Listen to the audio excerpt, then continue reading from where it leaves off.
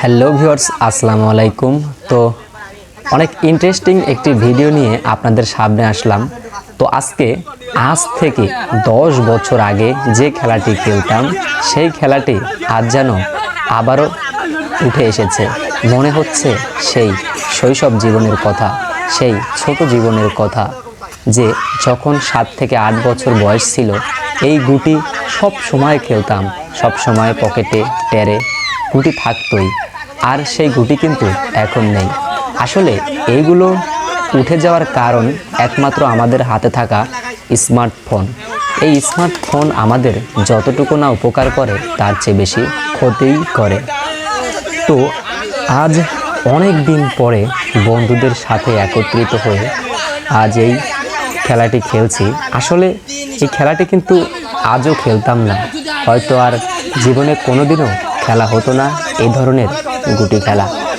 আজ আমাদের এখানে বিদ্যুৎ নেই, আর কারো ফোনে সেরকম চার্জও নেই।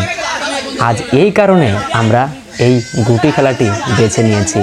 আসলে দেখেন, আমরা যখন ছোট ছিলাম, যখন এই স্মার্টফোনটা সচরাচর সবার হাতে ছিল না, ওই সময় আমরা 4 জন 5 জন বন্ধু মিলে একসাথে কথা বলতাম, হাসি রহস্য করতাম, গুটি খেলতাম, বদন, গোল্লা শুট, সিডু, ফুটবল, ক্রিকেট, গুটলরি, ডাং, অনেক কিছু।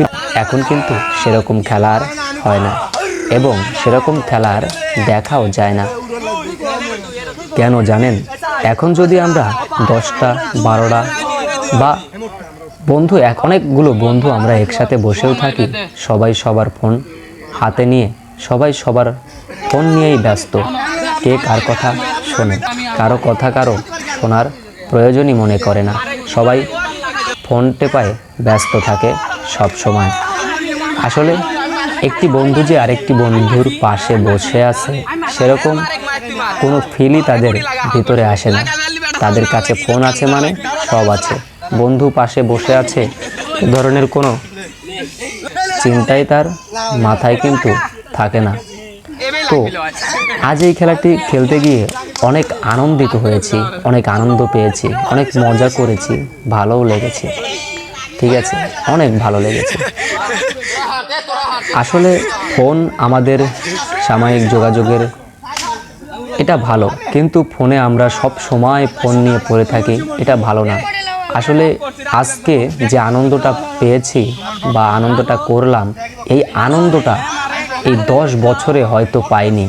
কারণ এই ফোনটা হাতে নিয়ে অনেক ধরনের ভিডিও বিনোদন দেখি, কিন্তু সেই বিনোদনের চেয়ে আজকের বিনোদনটা যে আমাদের জীবনে এতটুকু আনন্দদায়ক হবে আমি বুঝতে পারিনি।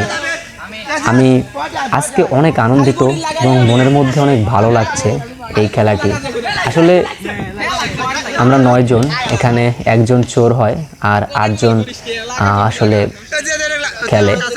তো এর মধ্যে অনেক আনন্দ হয়েছে যখন আমি বট দেই, আমরা যেটাকে বট বলি, যখন গুটি চালার পরে পাশে দাঁড়ায় তখন একটা বট দিয়ে দ্বিতীয়বার আমরা কিন্তু গুটিটাকে মারি।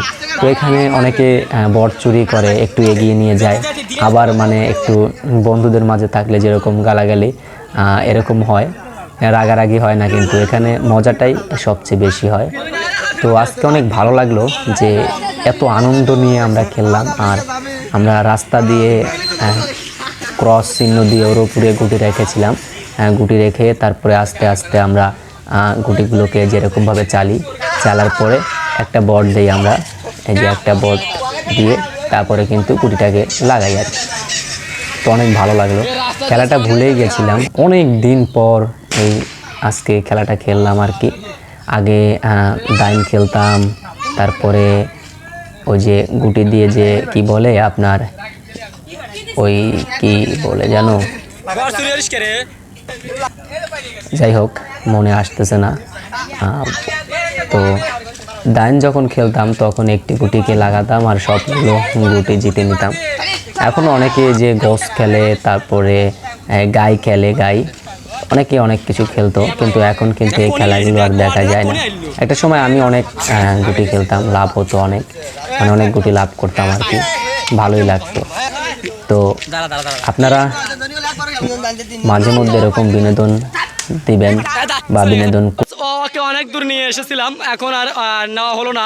আমাদের সবাই গুটি মানে আমরা সবাই মারা গেছি আর কি। তো এখন চোর কান ধরবে, আমরা দেখব। আসলে অনেক দিন পরে, আজ থেকে 10 বছর পরে আমরা এই খেলাটা খেললাম, অনেক মজা হয়েছে আজকে।